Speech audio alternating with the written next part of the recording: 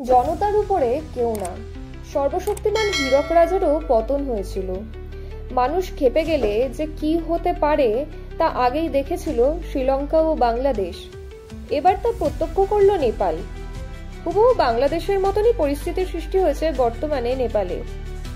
Social media ban, বিভিন্ন দুর্নীতির বিরুদ্ধে রাস্তায় নেমেছে নেপালের জেনজিরা। কিন্তু এই যুগে দাঁড়িয়ে কেন সোশ্যাল মিডিয়া ব্যান করলো সরকার? কেনই বা পদত্যাগ করলেন নেপালের প্রধানমন্ত্রী ওলি? নেপালের চারিদিকে আজকে আতঙ্কের ছায়া, দাউ দাউ করে জ্বলছে নেপাল। কিন্তু আজ কেন এমন পরিস্থিতি? চলুন তাহলে অতীতে ফেরা যাক। 2008 সাল নেপালের ইতিহাসে এক নতুন অধ্যায়। শতাব্দী ধরে চলা রাজতন্ত্র ভেঙে পড়ে আর জন্ম নেয় গণতান্ত্রিক প্রজাতন্ত্রের। রাস্তার মানুষ বিশ্বাস করেন এবার তারা মুক্ত হবেন দুর্নীতি, স্বজনপোষণ আর ক্ষমতার অপব্যবহার থেকে। স্লোগান উঠেছিল নয়া নেপাল। কিন্তু এই স্বপ্ন যেন বেশি দিন টিকল না। রাজতন্ত্র তো গেল বটে, কিন্তু রাজনীতি রয়ে গেল একই রকমের। ক্ষমতার আসনে নতুন দলগুলো বসে, কংগ্রেস, ইউএমএল আর মাওবাদী। কিন্তু দুর্নীতি, স্বজনপোষণ আর কেলেঙ্কারি যেন বদলায়নি। এই নতুন সূচনা আদতে পুরনো শক্তিগুলোকেই যেন আরো ক্ষমতাশালী করে তোলে। আর এর মধ্যে অন্যতম হলো নেপালি কংগ্রেস। 1946 সালে জন্ম নেয় নেপালি কংগ্রেস। ব্রিটিশ ভারতের স্বাধীনতা সংগ্রামের অনুপ্রেরণায় গড়া এই দল রাজতন্ত্রের বিরুদ্ধে লড়াইয়ে নেতৃত্ব দেয়। 1990 সালের গণ আন্দোলন, 2006 সালের দ্বিতীয় গণ আন্দোলন, সব জায়গাতেই তাদের ভূমিকা ছিল অত্যন্ত গুরুত্বপূর্ণ।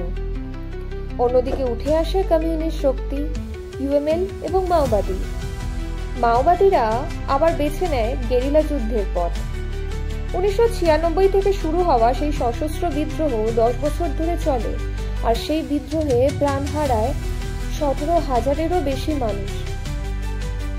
2006 সালে শান্তি চুক্তির মাধ্যমে তারা রাজনীতিতে যোগ দেয়, আর সাবেক গেরিলা যোদ্ধারাই হয়ে গেলেন সাংসদ, মন্ত্রী, প্রধানমন্ত্রী।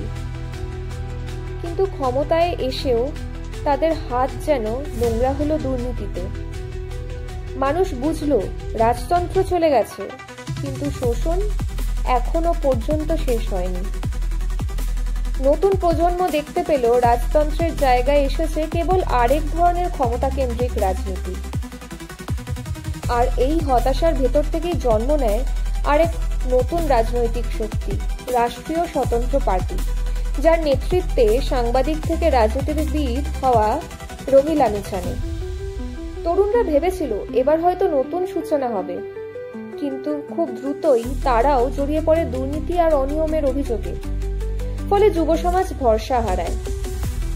এদিকে নতুন প্রজন্ম জেনজি, যারা জন্মেছে ইন্টারনেটের যুগে, তাদের কাছে সোশ্যাল মিডিয়া শুধুমাত্র একটা বিনোদনের জায়গা নয়, এটাই তাদের কাছে শিক্ষা, রাজনীতি, কর্মসংস্থান আর অভিব্যক্তির জায়গা।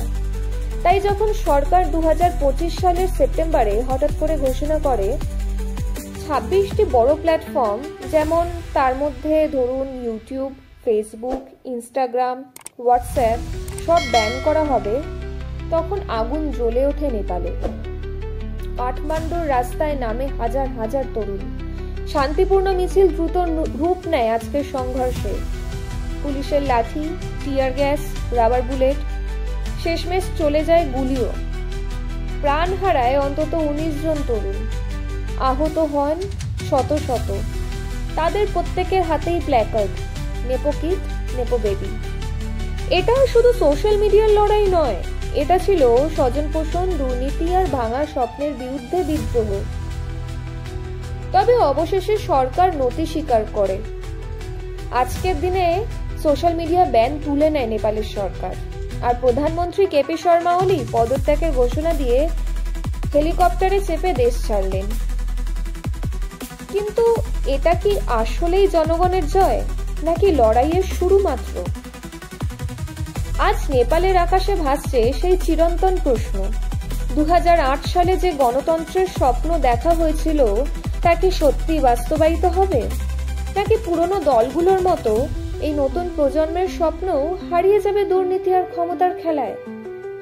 তাহলে কি এবার ডিজিটাল প্রজন্ম নিজেরাই তৈরি করবে নতুন নেপাল, নাকি ইতিহাস আবারও গিলে খাবে তাদের স্বপ্ন?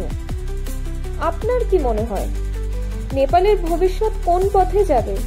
নতুন সূচনা নাকি পুরনো ইতিহাসের পুনরাবৃত্তি? কমেন্টে জানাতে ভুলবেন না।